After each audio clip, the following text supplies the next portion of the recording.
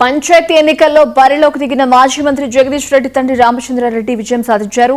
సూర్యాపేట జిల్లా తుంగతుర్తి నియోజకవర్గంలో నాగరం గ్రామ పంచాయతీ సర్పంచ్ గా ఆయన గెలిచారు.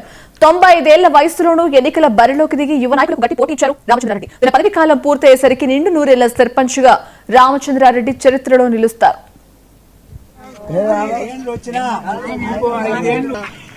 ప్రతి వాళ్ళకు ఇచ్చిన మీ అందరికీ నేను ఉండాలని నాకు కోరిక ఉంది. అది ఒకటి. రెండోది ఇంకా కావాల్సింది పిల్లగాళ్ళు చదువుకుంటున్నారు, గ్రంథాలయం కావాలి. అది గవర్నమెంట్ నుంచి అయినా నేను నుంచి అయినా కట్టించిందే ఈ కాలనీ మళ్ళా ఇంకా అభివృద్ధి చేయాలి. మీరు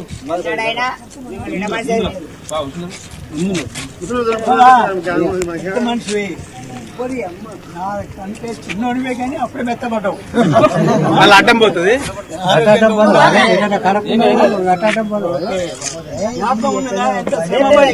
కట్టించినాం. ఎవరు కట్టించారు? బట్టీలు పెట్టి కట్టి తెచ్చి నుంచి కొడకండ నుంచి తెచ్చి మీరు